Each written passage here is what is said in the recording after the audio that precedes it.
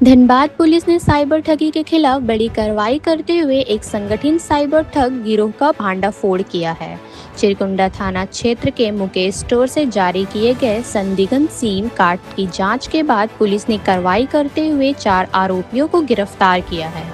जबकि एक विधि विरोध बालक को निरुद्ध किया गया है। इस संबंध में एक प्रेस कॉन्फ्रेंस कर जिले के ग्रामीण एसपी मोहम्मद याकूब ने बताया कि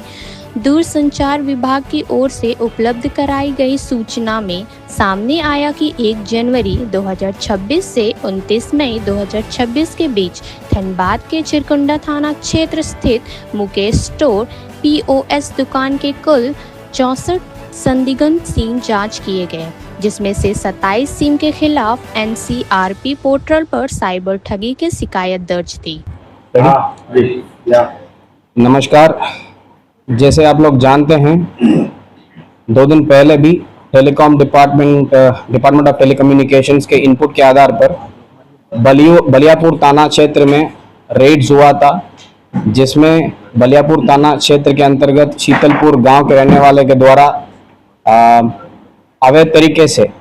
सिम्स लेकर साइबर क्रिमिनल्स को सप्लाई कर रहे हैं और उसी के थ्रू साइबर क्राइम्स का एक नेटवर्क बना के अपना काम कर रहे थे। वैसे ही इस बार चिरकुंडा थाना क्षेत्र में डिपार्टमेंट ऑफ टेलीकम्युनिकेशंस का सेम इनपुट के आधार पर हमको सूचना मिला था कि एक मुकेश स्टोर है जो सिम कार्ड सप्लाई करता है, वो चिरकुंडा थाना क्षेत्र में ही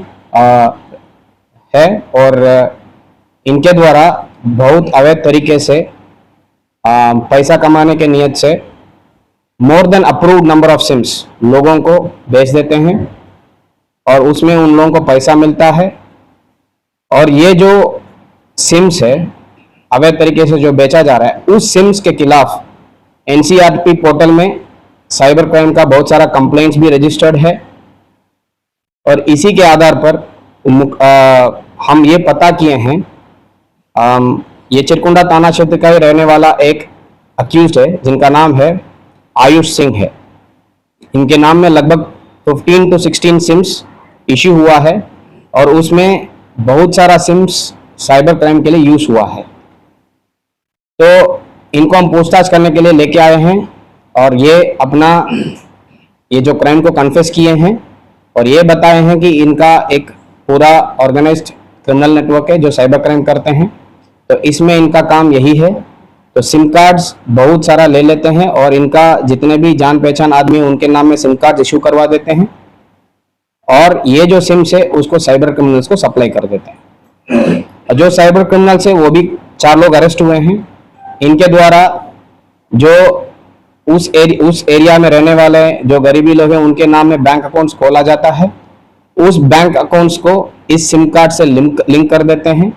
फिर उसमें UPI अकाउंट्स खोल देते हैं और वो UPI खोलने के बाद वो बैंक अकाउंट्स को म्यूल बैंक अकाउंट्स को अपना साइबर क्राइम ट्रांजैक्शंस के लिए यूज करते थे। अब इस पर्टिकुलर केस में आप देखेंगे तो MPL OP जो एरिया में एक तिलतोड़िया विलेज है जो गांव है, तो उसमें रहने वाला 4 लोग है जो प्रेम रविदास, विनोद रविदास, गुलाब रविदास, मोहन रविदास, 4 लोग अरेस्ट हुए हैं और इनसे पूछताछ करने पर अपना अपराध को स्वीकार भी किए हैं और इनका साथियों यानी सहयोगियों भी 9 अन्य लोगों का भी नाम लिया है। तो ये लोग भी पूरा साइबर क्राइम करते हैं। ये पूरा अपना स्वीकारोक्ति बयान में पूरा ये क्लैरिटी के साथ बताए हैं। ऐसा होता है कि जैसे ही ये लोग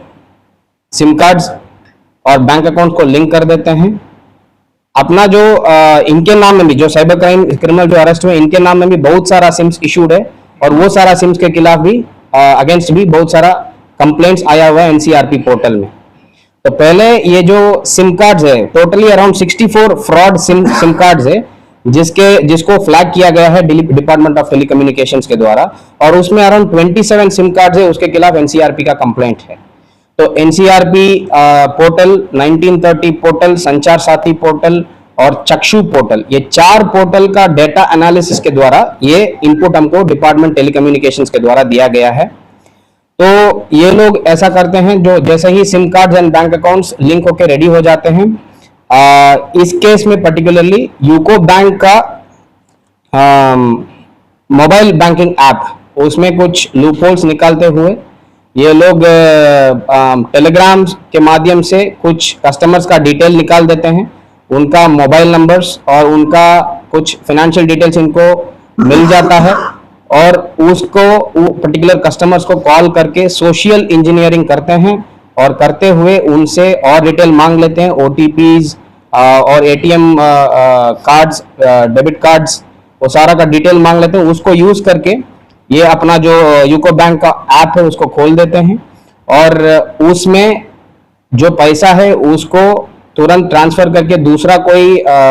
यूपीआई वॉलेट्स या अमेजॉन पे वॉलेट्स या बाकी जो वॉलेट्स अवेलेबल है, फोन पे वॉलेट, उसमें ट्रांसफर कर देते हैं। और ये जो वॉलेट्स है उसका ओनर कोई या जामताड़ा में बैठा हुआ है या कोई दूसरा जिला में बैठा हुआ है, इनके साथ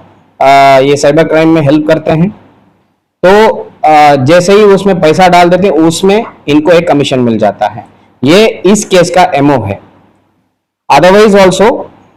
जागरूकता देने वाली बात भी यही है कि साइबर क्राइम के लिए सबसे इंपॉर्टेंट चीज 3 चीज है। एक तो चोरी हुआ मोबाइल, सेकंड होता है फेक सिम्स, दूसरों के नाम में इशू किया गया सिम कार्ड्स को साइबर क्राइम के लिए यूज करते हैं। तीसरा होता है म्यूल बैंक अकाउंट्स कहते हैं, दूसरों के नाम में बैंक अकाउंट्स खोल के उनको कुछ रेंटल या कमीशन देते हुए हर ट्रांजैक्शंस के लिए उस बैंक अकाउंट को ऑलरेडी इशू हुआ फेक सिम्स को उसमें लिंक करते हुए उसको साइबर क्राइम्स के लिए यूज करते हैं। अब इंपॉर्टेंट चीज यही है, पब्लिक को भी मीडिया के द्वारा हम अपील करते हैं